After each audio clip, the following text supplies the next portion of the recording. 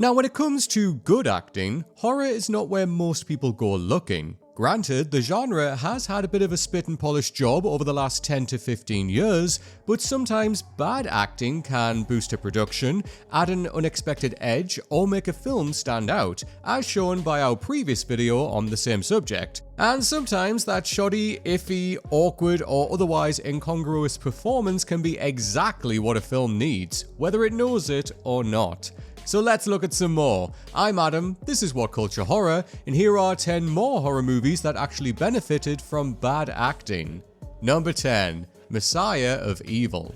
Willard Huyck and Gloria Katz' cult horror Messiah of Evil is, on the face of things, supposed to be a serious horror movie. Released in the early 1970s, when filmmakers and studios had thrown off the shackles of the Hays Code, it arrived during a glut of US films inspired by the excesses, tropes, and aesthetics of their European art horror cousins. No matter Messiah of Evil's inspirations, however, the end product is something entirely its own. The film follows a young woman who goes looking for her father in the Californian sticks. What she finds is a kooky coastal town, Point Dune, under the rule of a mysterious cult. Thanks to some wild casting on the part of the husband and wife directing team, and some schlocky acting therein, pretty much every character is a real character. Kooky and bland at once, and generally untethered from social norms with dull-eyed townsfolk, artsy types, groupies, prophecies, and off-the-cuff murders. Each encounter is as strange as the next, but this kind of ends up being the point. The big secret is that the townsfolk have been zombified and are losing touch with their humanity while coming into alignment with a much larger cosmic horror.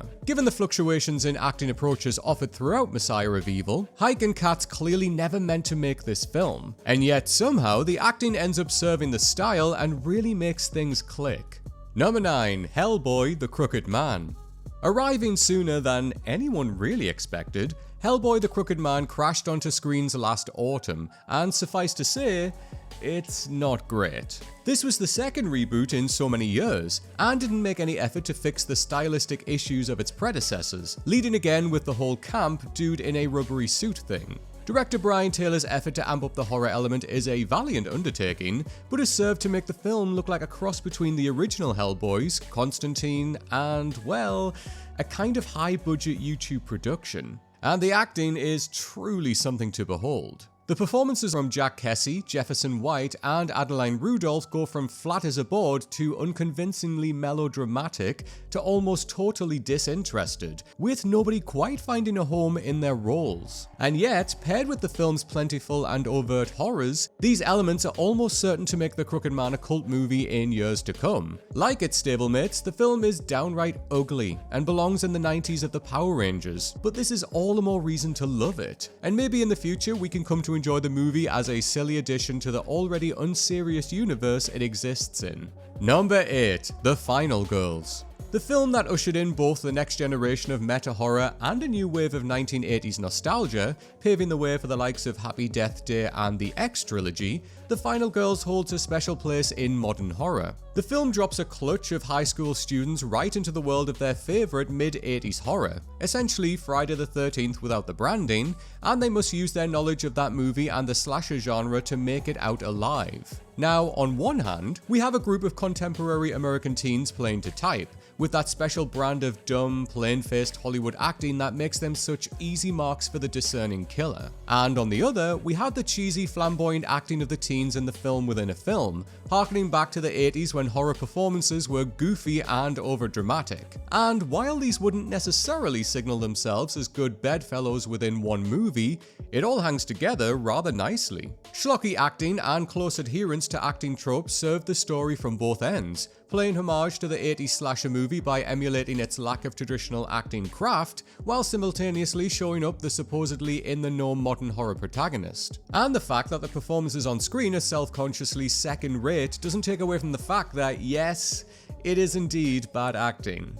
Number 7. Terrifier 3. Damien Leone's Terrifier movies have, over the past 14 years, clawed their way up from an initial obscure, ultra-low budget short film to multiplex mega hit. But the central style has remained the same. This alone is impressive, given how the brutality of the series' torture and death scenes would historically have had censors reaching for the red stamp. However, what's more impressive is how Leone has taken a franchise rooted in sketchy, amdram acting from no-name actors and made it a feature of his films. Terrifier 3 continues this trend with its 1980s aesthetic, despite being set in modern times, with a cast of unknowns who hum, haw, ham, and scream their way through its dastardly scenes. The film's lead, Lauren Lavera, is carried over from the previous picture, and while she puts in a decent turn as Sienna Shaw, she still manages to match the alternating hysterical and questionable performances of the rest of the cast. Rather than hire professional talent, the Terrifiers have put their incrementally increasing budgets to work enhancing the gore, kills, and bloody set pieces, relying primarily on David Howard Thornton's equally captivating, humorous, and diabolical act as Art the Clown to sell the films. And somehow, when paired with his castmates' blunt line delivery and far from realistic dramatics, Thornton's slapstick clown brings home the stripped, salted, and tube-fed bacon every time. Number 6. Mom and Dad. A key player in not just the revitalization of Nicolas Cage as a dependable talent, but in the actor's newfound success story as an indie horror star, Brian Taylor's Mom and Dad cracked screens in early 2018. The film takes the domestic drama and turns it on its head, with Cage starring opposite Selma Blair as two parents who have been infected by a mysterious mass hysteria that turns adults against their offspring in the bloodiest of fashions. From the outset, there is a masterfully conceived mounting sense of madness and crazed violence, and Cage plays things straight. Until he doesn't. Flipping the switch somewhere just beyond Mom and Dad's midpoint, he goes into full rage Cage mode.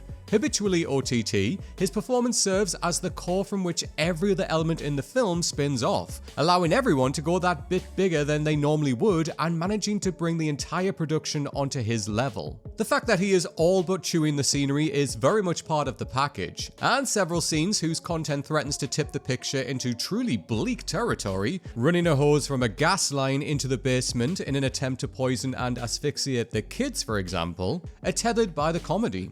It is difficult to say whether Taylor meant for Mom and Dad to turn out this way, but it's all the better for it. And I just want to take a break here to ask you guys directly, which is your favorite horror movie that has really bad acting, but you kinda love anyway? Make sure you let us know down in the comments, and while you're there, you know the usual, give us a like and a subscribe. Alright, back to the list. Number 5, Scream 6. The Scream movies have spent the last 3 decades treading a fine line between classy and cheesy, tasteful and trash, high and low horror. And the new, now aborted, trilogy has had to manage this in whole new ways, reckoning with a large and improbable history, bringing new surprises and villains to the screen, and remaining tense enough to keep us coming back. And for the most part, it has managed this well, with Scream 6 serving as a prime example of how the old tricks can still look fresh against a new canvas. In this outing, Ghostface stalks the new series cast to the Big Apple, and characters old and new have to band together in order to face a different breed of killer with an obsession about the past. It is from Scream 6's villains, yes, once again multiple killers, that we find some pretty hysterical acting. Dermot Mulroney, Liana Liberato, and Jack Champion play Detective Bailey, Quinn, and Ethan, a small family unit of murderers seeking to avenge one of their own, the previous film's Richie. Now this trio is way out there, with the actors going so much farther over the top than any of the previous Scream films' killers. But somehow, it kinda works. Their less than serious performances gel with Scream 6's overall vibe and rotating scene beats, meta, silly, scary, and put a satisfying cap on this most recent Scream offering. Number 4, House of Wax. When Paris Hilton was cast in the 2005 House of Wax remake, a collective groan went up from the horror community. Expectations were set incredibly low for her acting ability, and yet, Hilton stars alongside Chad Michael Murray, Jared Padalecki, and Alicia Cuthbert, and while this cast of TV actors could have spelled disaster for the production, they end up making it. House of Wax places us in the company of that most classic of modern horror tropes, a group of college chums who wind up off the beaten track with a broken down car and no means of calling for assistance. The only place open within miles is an old wax museum, and this is where they discover a pair of insane twin brothers desperate to add them to their collection. It's high concept and plenty of fun, and the shaky performances, not just from Hilton but from everyone, round out the movie nicely. The girls are in full screaming damsel mode, the bad guys are caricatures, and the men mostly one-note jocks whose laughable stoicism sets them up for the highest of falls. Number 3. Maxxxine. Maxxxine closed out Ty West's X trilogy last year, transporting ex-porn star Max Minx to 1980s Hollywood as she makes her big break for the silver screen. Set against the backdrop of the real-life Night Stalker killings, Maxxxine weaves a story of a religious, ritualistic killer haunting the streets of LA, whose deeper connection to Maxxxine threatens to upend her new life before it's begun. The cast is an eclectic blend of up-and-comers, contemporary music stars, and familiar faces, and while a couple of these stars put in a down-to-earth performance, they are upstaged by the film's larger-than-life elements. Kevin Bacon in particular has a blast playing a corrupt gumshoe. Conversely, while we know Mia Goth has the goods, she is cold and underformed, defined by her resistance to character as much as her embodiment of it, but that's okay. The point of this picture, as much as any other entry in the X trilogy, is an homage to a specific genre movement, the video nasties of the 80s. The films from this period prided themselves on spills and gory thrills over substance, and whether it's Goth's leading lady, Bacon's detective, or Simon Prost as maniac TV preacher Ernest Miller, they all seem to understand what kind of acting this joint requires. Number 2. Killer Klowns from Outer Space. Killer Klowns from Outer Space is the cult film that just keeps on giving. Now some 37 years since its release, the picture is as popular as ever, and yet given its low budget, second-rate effects, ludicrous plot, and shoddy acting, it may not immediately be obvious as to why this is. A glowing object crashes to Earth just outside a small town, and a pack of murderous clown aliens descends from their big top-style spaceship, wreaking havoc against the locals. It is up to a few plucky teens to stop making out and do their most to send these clowns back to where they came from. Hammy, cheesy, and laughably acted all around, but with a strong classic horror feel, Killer Klowns has long been a slow-burning fan favorite. With its out-of-this-world premise and shenanigans, popcorn guns, sinister shadow puppets, ventriloquism with corpses, the film simply would not have benefited from prestige acting. Instead, the cast lean into the 1950s monster movie vibe, a la The Blob, and play it with a loud, goofy retro style that slots right in opposite such out-of-this-world antagonists.